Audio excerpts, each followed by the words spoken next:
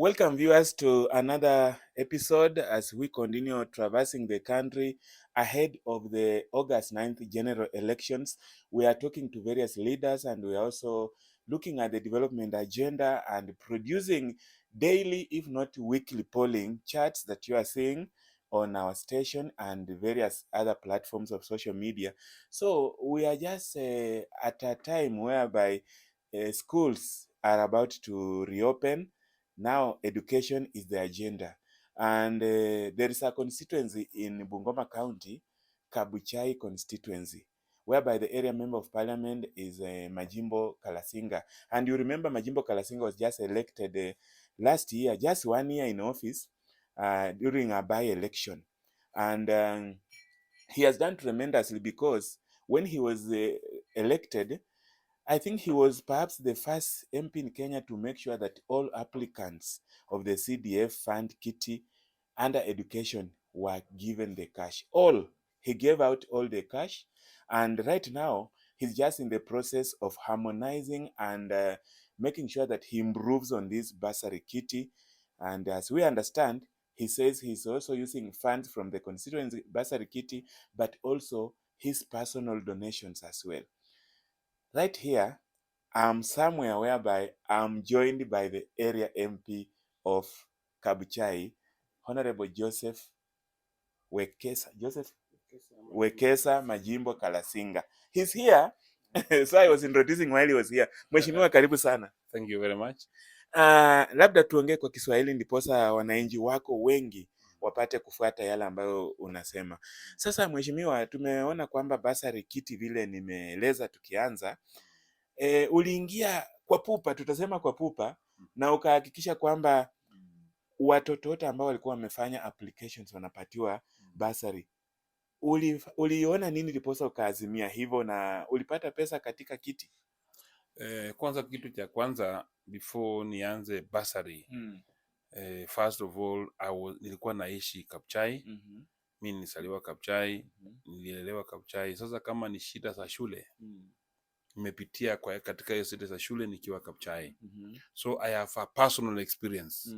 So kitu cha kwanza ambayo niliona na kikanipatia changamoto ni kwamba Kabuchai Constituency ilikuwa inapeana bursary, lakini njia yenye ilikuwa inapeana bursary it was not watertight. Haikukuwa ile imefunga kabisa ili tufunge mianya yote pesa isipotee. So kitu cha kwanza nikasema now how do we do it? Kwa sababu walikuwa tu wakati ile walikuwa tu watoto wanaenda tu kwa cyber, wanachukua fomu ya CDF kwa cyber, wanajaza wakiwa kwa cyber, alafu wanapeleka kwa chief. Sasa chief ndiye anaamua atapea huyu ama atapea huyu kulingana na mafikiria yake. Hata kuna vile mlikosana na chief ama mlikosana na village elder. Unajua village elders wanakaa na watu in the villages. Hata ng'ombe yako inaweza kula mahindi ya chief. Ng'ombe yake inaweza kula mahindi ya mkasa village elder. So this might be having some personal feelings which nitaka sasa tutoe katika procedure ya kupeana bursary. Nikasema the first thing wakati niliingia bunge mwezi wa kwanza, nikasema the first thing that we do is tutoe forms that are very official. Na hizi forms sikuwe serialized. Na hizi forms sikuwe zinapewana na Kabuchai Constituency Office. Sio kwa cyber, sio kwa chief. Sasa tukaweka matarehe za kuchukua these forms. Opening dates and closing dates. Tukaambia wanafunzi wakuje from this date to this date kwa CDF wachukue forms zetu. Those forms were in triplicate. Because kama zero number 1 iko tena number 1 tena number 1, 3 forms. One on top ilikuwa blue, ikafuata yellow, ikawa na white. So these 3 forms ungechukua zote 3 na siko carbonated. Yani ukiandika juu utakuwa umeandika katika form zote mpaka chini. Sasa ikawa these forms now after you take them now unaenda kwa chief. Akuwekea rubber stamp kukubali wewe unatoka katika ile hilo lake la area, so that we know that watu wa Kabuchai wapate pesa. Wakati tulifanya that procedure, kitu ya kwanza nilikuwa nataka kufunga ni kwamba kulikuwa na ufisadi. Wenye forms ikitoka kwa chief kufika kwa ofisi yetu ya CDF, hapo katikati forms zilikuwa zinapotea. Sasa kama hapa tunachukua form 3, ya kwanza itakuwa form yetu ya CDF office. Itaenda kwa file ya ofisi. Form ya pili itaenda kwa vetting committee. Na form ya 3 itakuwa ya yule mwenye ameapply, the applicant. Sasa wewe utaenda nyumbani na form yako. Tukipatikana kwamba wewe haukupata bursary na ulikuwa umeapply na wakuja wapate kwamba jina haliko hapa katika constituency yetu office, then tunafuta one of the officers wetu wa CDF. Yes, says with his job. Because yeye atakuwa anatueleza ni ilienda wapi. Because ulijaza form zote ukamrudishia copy yake akaenda nayo. That means we received them. Na katika constituency ya Kabuchai we developed the black book. Kwamba ukichukua leo form wanaweka jina ya mwanafunzi, jina ya mwenye amechukua na mbele signature na simu ya yule mtu ambaye amechukua. Siku yenye unarudisha hiyo form wanaangalia tu serial number kwa kitabu yetu ya black na kuandika mbele received. Okay. That is the way tulikuwa tunatafuta njia za kutrack the movement of documents of bursary in our office. Wakati tulifanya that one tukaachieve. When we did that tukapata wanafunzi 13,000 ambao wako needy and very needy. Wale apply and we gave them. The only problem ambayo tulipata na hiyo method ni kwamba Chwele hapa is more of a big town in Eastern Central of Africa. Sasa kuna watu walikuwa wametoka Kitale, wengine Nyeri, wengine Kisumu, wengine wapi, wamekuja Chwele kufanya shopping ya horticultural crops. Wakati walikuwa wanaona watu wamequeue line Musese kwa CDF, na wakawaambia hiyo ni bursary, they also went to queue. Wakati they queued na wakapata forms. Na hizo forms wakapata because everybody mwenye apply almost 90% walipata. Sasa wakapata bursary. So we realized that even that part of the money went outside Kabuchai. Because now this time round how do we close in the gap and minimize the pilferage pesa ya Kabuchai ikuwe ndani ya watu ya Kabuchai. That this time round, sasa hii round 2 ambayo tulifanya juzi on 17th, 18th and 19th, I announce now the second batch of now my bursary ambayo inaenda kutoa officially kesho. Yes. I want to give it kesho on a Sunday. Because watoto wanafungua na Monday. I don't want my kids to go to school na wafukuzwe. Because they should go home they should go to school with the checks. Sasa this other one nikasema sasa the other best way now is to decentralize. Yes, bring the forms katika CDF. Lakini we centralize them, put them in every location. With our employees employees wa Parliamentary Service Commission, employees wa CDF, wote na chiefs na walimu. So that we now form a committee on every location. When we did this now, tukapata kwamba kila mwanafunzi mwenye ako katika hiyo location anaenda kwa chief yake. We also had some small allowance for wakasa. So that ukienda sasa kwa every assistant, every chief, utapata chief ako na around 30 village elders. Sasa kila village elder atasimama na grupu yake ya watu. Now you realize that now we are trying to find that watu wenye wako in that location only will be identified by the village elders. Sasa after they vet them, kila village elder anasimama kwa line na watu wake.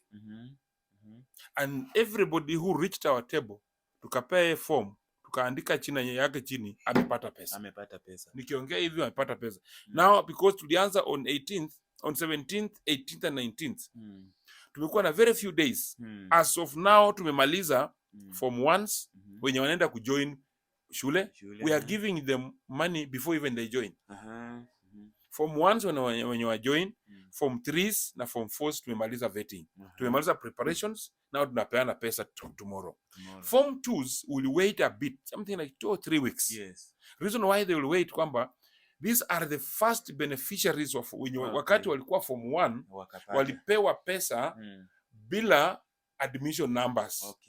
They were to go to school, report in school and after reporting in the school, bring now the admission numbers. Yes. Because why I said, if we stick on the law that they must first of all watupatie admission numbers, ndio tuwapee bursary. Kuna wanafunzi watafail to join form 1. Ni kweli. Muda ilikuwa hakuna. Then hawana pesa. Because when you say, tell a person, wewe enda kwa shule wakupea admission number, ulete ndio nikupee bursary yetu. It means akienda kwa hawezi pata admission number kwa shule kama hajalipa. Ndio. That means atakosa hiyo nafasi. So for us kusaidia ya apate nafasi, we gave them bursary based on admission letters. Okay.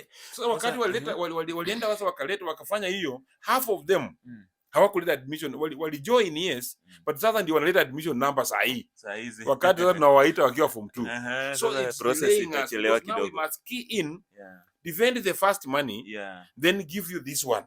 That's why we are finishing them. So those who did not bring back the admission numbers, wamechelewesha wale wengine wenye walikuwa clear. Unaona kama zoezi ya kuangalia vizuri hao wenye wanaingia form 2 ndio litapata wale wenye labda ulisema huenda walikuwa wa nje na wakapata. Exactly. Sasa pia lakini hao wenye wanaingia form 2 tunaingiza hivi already tumetrap.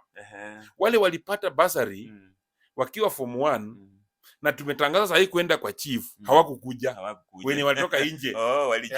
Walijua sasa. Yes, lakini kuna wale ambao wako nje ya Kabuchai, lakini wakati waliona wamepata bursary wakakuja wakaregister in Kabuchai Constituency kama voters. Walikuwa wanakuja sema mheshimiwa, sasa sisi ndio wapigaji kura wako. Ndio hii sasa kadi ya IBC. Sasa unatufanya namna gani? Tumetoka huko. I said all of them. Kuna wengine wanaweza toka maeneo mengine kama Nyanza ama wapi, lakini wakaazi wa hapa. Wakati walipata bursary ya kwanza hiyo na watoke Kabuchai, they made sure wakuja wakaregister kama wapiga kura wenyewe tu. Ndio. Sasa wakasema sisi ndio hawa.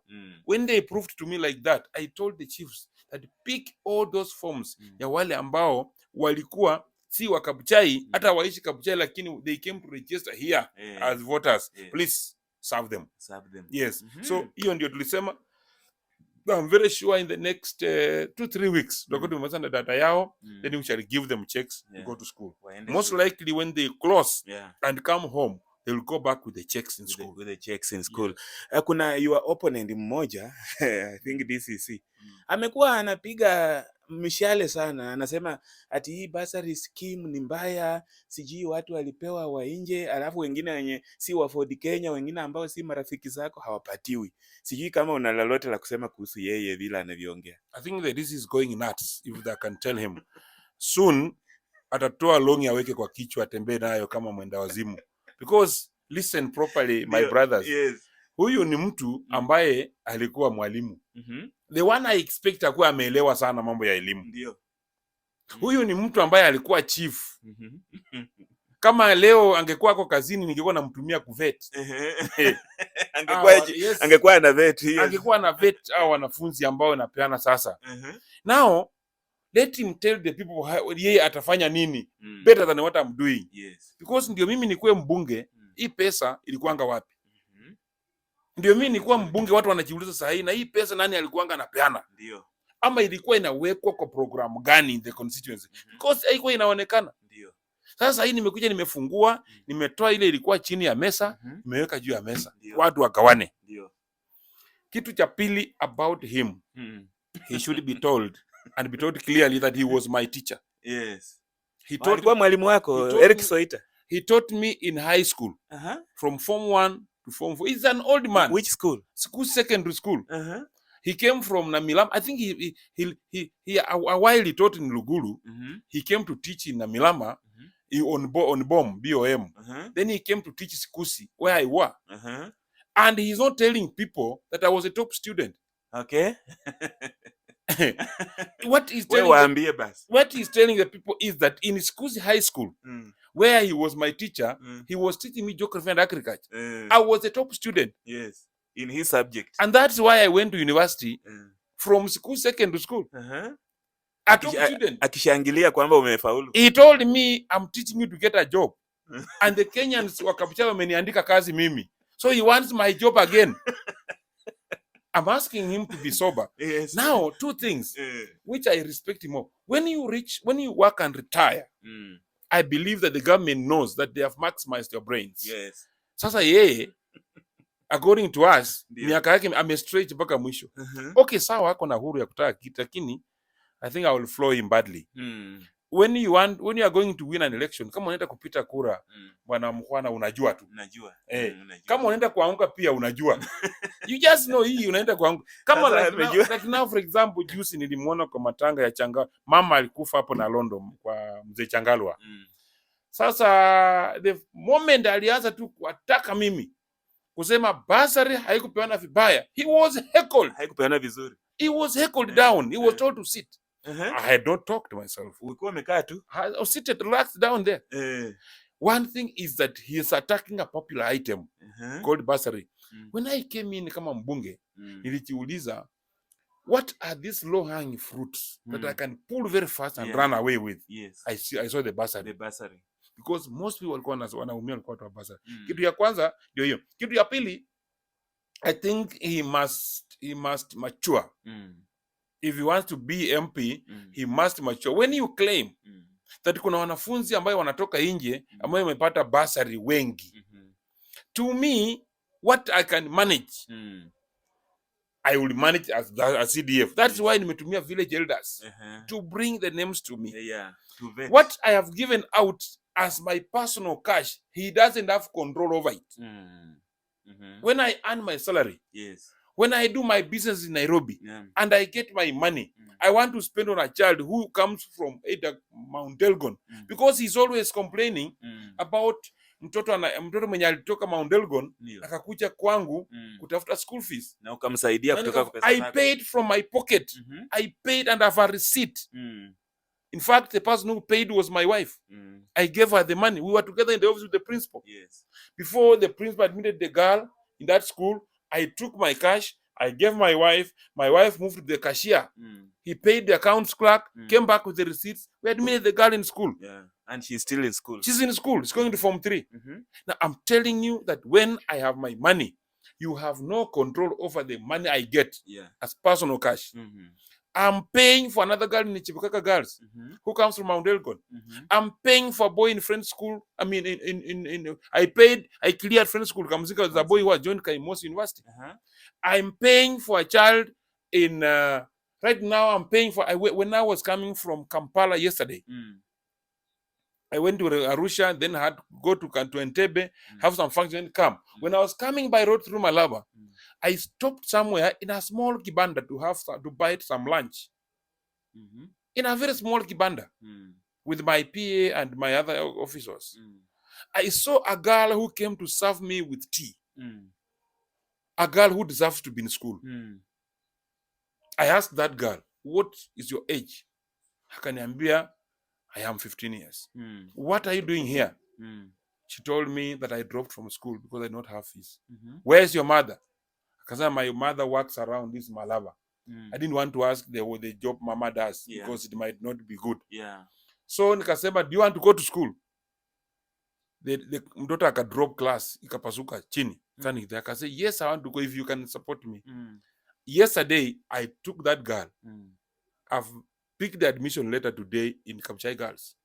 I'm taking that girl using my pocket. Yeah, that's commendable. When I take my money to pay for a child who is supposed to join, you have no control over my money.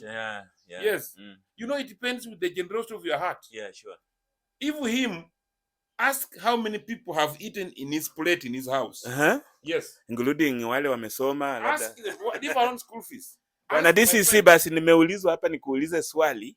Bwana DCC Eric Soita, ati umefundisha wangapi, umesaidia wangapi kutoka kwa mfuko wako? Ni challenge kutoka kwa mheshimiwa Majimbo hapa. Mheshimiwa, endelea. Hata wakati I was not an MP. Wakati sikuwa mbunge, nilikuwa naita watu kwa my compound. Nikipeana my own money to them. Hata there was a time you came to cover, I gave around 400,000 shillings.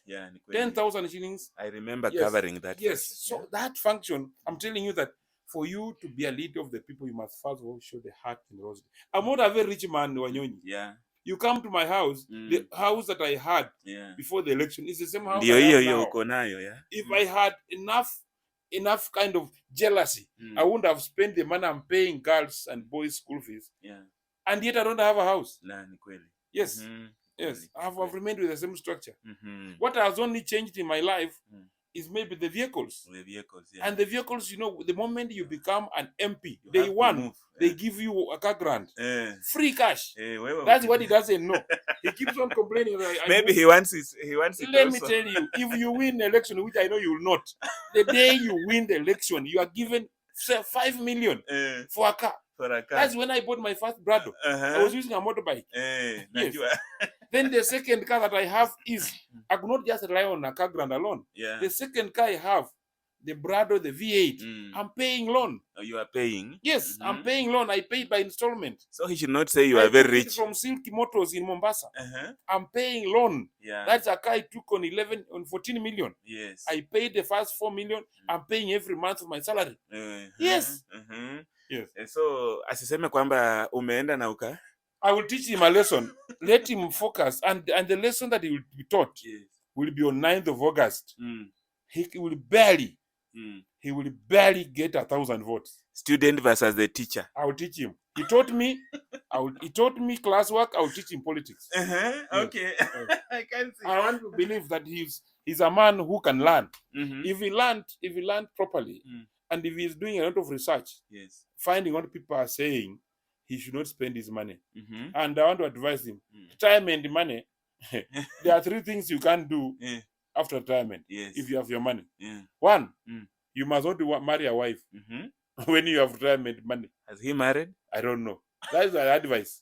Second, when you have retirement money, you should not build a house. Has he built? I don't know. Because the moment you marry a wife, the money will be eaten, you will be broke. The moment you build a house, if it reaches a ring beam, money is done, you have no money, you start being a baker. Finally, you must not run politics. Oh, he's running. When you have retirement money, people are good. They will eat. No one will tell you are losing this one. Yeah, they will just say you are the most popular. After you eat your money, you will just be left in the village. Yes. And you will rule the day you now that he has made in mind, let him run. I will teach him a lesson. But welcome, let him come with civility. What I don't want is the kind of trying to poke holes, to punch holes in what I'm doing. Let him tell the people what he will do better than what I'm doing. Yeah, to make it better. Recently, I brought in the idea of going to pay fees for the Kenya Medical Training College students. When I took over office, they were only taking, when KMTC were recruiting people, they were taking around 10 students, like policemen, 10 students, teachers, 25. I realized that what can I do for the community? I went to talk to the Kenya Medical Training College headquarters. They came to Kabuchai. I facilitated them. They did a recruitment exercise, and I got 239 successful people who joined KMTC on 8th of March. Congratulations. I paid every child 10,000 shillings for those 239 students. I'm still paying because they are still, those who did not get successful, they're still coming back. They are getting admission letters with time along, because when someone misses to come, they replace. You see a letter come. They are reaching around 400. They want to pay. This is now the politics they brought in. They went and took one of the boys who is a kinyosi mwenye alikuwa ananyoa wapi na Londo, akaenda akachukuliwa na Evans Kakai, kwa sababu baba ya huyo kijana ndio anafanya kwa shamba la Evans Kakai kwa boma. Wakati the boy nilikuja nikampatia check, yeye ndiye alichukua check CDF, wakamwita wakasema rudisha hiyo check mara moja. The boy amekaa nyumbani 6 years, akarudisha check, wakaambiwa he was forced to return the check. Akaenda kwa media kuambiwa mimi nimemtusi. Did they offer another solution after him returning the check? Did they offer something else? Nothing. In fact, what they did, wakati waliambia the boy to return the check, he returned. He went on ready to abuse me, the boy, because he was given what to say.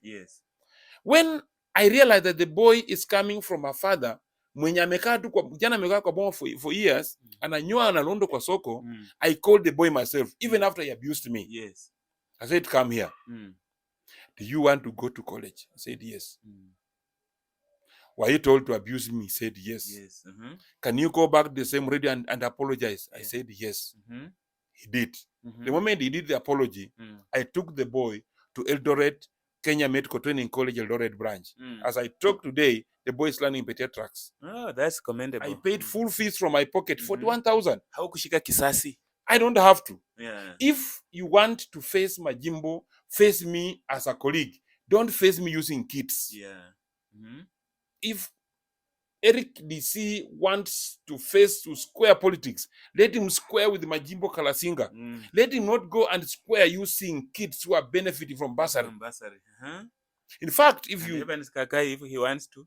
If Kakai wants to run, because I'm told he's going to run on a very unpopular party, the party that I used to run and lost. If he's going to run and want to square it out with me, let him prepare for a duel with me, but avoid using the beneficiaries. I'm telling you, when these kids go to college, in 30 years or 20 years, they'll be treating my kids. They will treat his wife. They will treat his relatives. They will construct these are people. We don't look at them now. It will be a very bad mother to use a child as a shield when he's fighting with the husband. Yeah, you are right. You are right. It's bad for them to hold the students who are benefiting from bursary. Kuwasemsha mbele, kuanda kuleta between me and them. Wewe ukienda mtoto kati yako na mimi, tupikaa nao kisiasa, mimi nitawacha hiyo vita. Nitaita hiyo mtoto peke yake nimpatie support. What I've done. Hiyo ndio umefanya vizuri kabisa. So tomorrow I am giving out 35 million to the beneficiaries. How many are they? They are 15,600 students benefiting from 35 million. 35 million. Yeah. Ranging from nationals, we shall be giving around 10 or 8,000 each. Coming to extra county and county and locals, we are run down from that 10,000 up to the least to get 4,000 shillings. Okay. In local schools. If you are a day scholar and a whole year is 8,000. And I'm giving you 4. It means the remaining 2 terms you can clear. You can clear. Okay. If you can't clear, if it's so difficult that you can't clear, the next financial year will clear for you. Okay. That is the kind of thing I'm doing in the So you have made arrangements with the school heads that those needy cases that are not able to complete, but you have started, they should leave them in school until you give them in the next quarter. In fact, all the beneficiaries, when I give a school a check like 1.2 million for one school, I write a covering letter. Okay. The letter says this beneficiary should not be sent at home at whatever the case. Yeah. Because every other year, the money will come to this school using the same names. So the same students must never drop from school. Yeah. In fact, if that teacher drops that child in school, he drops the money next year. Yeah, he will not receive that cash. Yes. So the issue is to maintain and don't to chase them home. Because I understand the families that benefit from this. Yeah, I know. I really understand. Even you can find some people like, people like teachers. Some teachers, when they come, I give them bursary. Yeah, because you get a teacher, he has around 11 kids in school, 1 in the university. Yes, mwenyewe ukiangalia the pay slip is committed pay slip. Because for him to run all these other kids, he must go for loan. For him to build a good house, he must go for loan. The pay slip is totally toned down, is totally committed. You find that such a child, if I see that, mimi napea yeye tu bursary. Yes. So tuseme wale wote ambao walifanya applications, walifanya barua za maombi wanapewa, ama kuna wengine bado labda hawajakuwa considered? Wale wenye tunapea ni wote ambaye walileta maombi. Walienda kwa chief, wakajaza form, wakaweka maombi yao na wakaenda nyumbani, wametuachia report cards. Wale wenye sasa tunatengeneza, wenye pia wamepewa, lakini bado tunaweka data yao tumalize ndio tuwapatie, ni form 2 peke yake. Okay. Na ni form 2 wote. Yes. We have prepared a whole block list. We release the check immediately after this one. Okay. But nobody has lost. Yes. Oh, commendable. Now, just about politics in like 3 minutes alone. The party primaries are over. Uko na certificate? Fortunately, I was not subjected to a nomination because I'm a popular candidate. Yes. The party had its own scientific method of knowing They were using the popularity rankings that we were providing. Yes, the one that you did. They looked at it very keenly. Yes. And also when they went, it correlated with theirs on the ground, physical ones. So they did not subject me to a nomination. Okay. This man called Eric DC is the one who wanted to run on Fort Kenya. When he read the statistics and read the scientific research from their books, he ran away. He ran away to where? To another party, Bolea, I don't know, Urea or what. So I wasn't subjected. So I'm enjoying the campaign moods. I'm enjoying lack of competition on nominations. And what I'm just only waiting for is the 9th. Yeah. But election nominations in Kabuchai has happened. We have had MCS, we have had governors now. Kuna MCA alikulia huku chini anaitwa nani? Huku kuna ward huku chini Rosemary. Anaitwa Rosemary. Alisema you interfered with her nominations. She's the oldest member of the party. She's the oldest MCA in the party. Yes. I am just a member of parliament for 8 months in the party. The party leader is available. Between me and the party leader, who is supposed to give a ticket. If I have to interfere, then I only just gave the party leader the right statistics for the ground. Okay, you gave the right statistics. Maybe. And you see, when I give the party leader some advice that the ground talks like this, it has this percentage, Rosemary, and this percentage, this other candidate. It's upon when the party leader agrees with me, he does it. But the party leader agreed with my statistics, which I said, my brother, party leader in Luya Wake ward, 2 serious candidates existing on the ground is Edwin Obora and Rosemary Hisa. Don't give a direct ticket. Oh, let them go to nominations. Allow the nomination. The party agreed with me, said that's the best. He allowed the nominations on the ground. Mama rejected.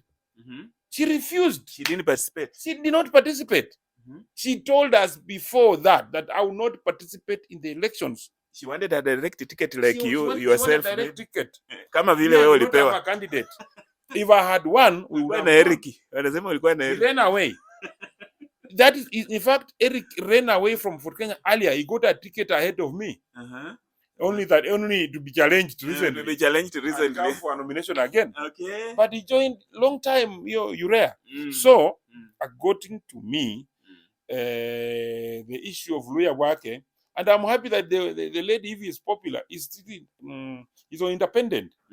If she's popular, the people are there to vote. Okay. Yes. Me, I will campaign for my party candidate now. Edwin. I've just embarked on the campaign for Edwin Obora because he's going to get a certificate on Tuesday. Okay. All of us. All of you in will Nairobi, be given a certificate in Nairobi. The party headquarters, Nairobi, to be given governors, members of parliament, senators, all MCAs. It's Tuesday, a day for certificates in party headquarters, party Simba House. Okay. Nairobi. So when we get the ticket, I'm rolling my sleeves. Let her be ready. Prepared now to face a 6-month-old person in the party. That's what she claims. Okay. Yes. Okay. But I want to tell you that I was in the party longer than her. Yes. That's what she does have to tell people. Okay. It's me. These 5 phalanges you're seeing here are the ones that held a pen and wrote her a certificate of NAC the first time she joined the party. In 202. She did, yes. 202. She joined the party on Fort Kenya under NAC. I took my 5 phalanges. These pendactyls are the ones that held a pen. Biologically speaking. I'm telling you. They're the ones that were held to write a certificate. And I did not just write the certificate for in Mwenge House.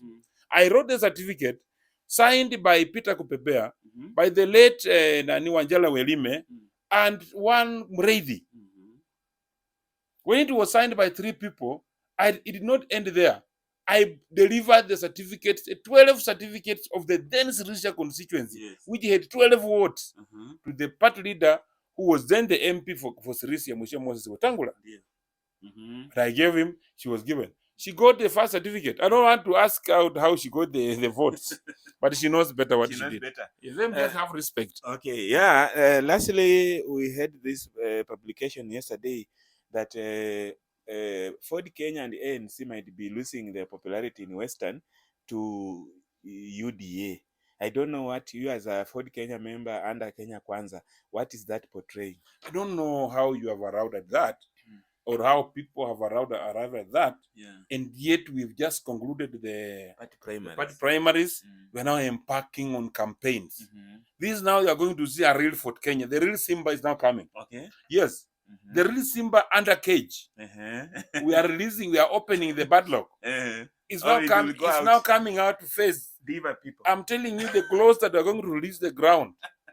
Every kind of butterflies, every kind of fertilizer, every kind of what will get. We are going to dissolve that fertilizer. Yes. Okay. Yes, we are going to. In fact, the only way. We're not fighting. We're not in competition with UDA and NC. Yes. We are only in competition with other parties other than only Kenya Kwanza. Yeah. But what I can only tell you is that we just increase the temperature a bit in Bungoma. A little temperature higher, and it will dissolve the AP. We will wait and see how it plays out. Of course, Mheshimiwa, maybe in 1 minute you have something else to tell Kenyans through this live channel. I want to tell people, the entire country, that the responsibility of a democratized election lies in the hands of Kenyans themselves. It's us what we speak. It's us what we tell our supporters and what we mobilize. That will either keep Kenya a peaceful nation or a torn country. Yes. Remember that elections will be held on 9th, but on 10th, they will be live. Okay. Yes. Yeah, so people should just behave and remain peaceful. Please. I have never seen a country where the president has just given everybody of his tribe's person a lot of money to go and invest in the world, in the country. People have been struggling for themselves. Yeah. So if a tribesman like the president is a Kikuyu, when he wins it, I don't want to see a situation where Kikuyus, where they are not liked, you destroy their property. That property you are destroying was not given to that person by the president. Yeah. He struggled. Some of them are hawkers. Yeah, sure. I want us to respect people, and I want police to move with speed and arrest people who have very inflammatory statements. Yeah, Least, yes, in this country. We don't need this country. Yeah. Kenya is a country that is taken much respect with all other international partners. Kenya is at the center of every business. Yes. If Kenya is on fire, US, UK, China will not do business in the East. Yeah. It will not. There will be no transport to Egypt, to Congo, DRC, Tanzania, Uganda. Is a hub. Yeah. So Kenya is itself the handshake of every country's economic programs. Yeah. So we have to keep our country peaceful for it to run. Also, when you look for investment, investors always fear a country that is always on fire after every 5 years. Yeah, sure.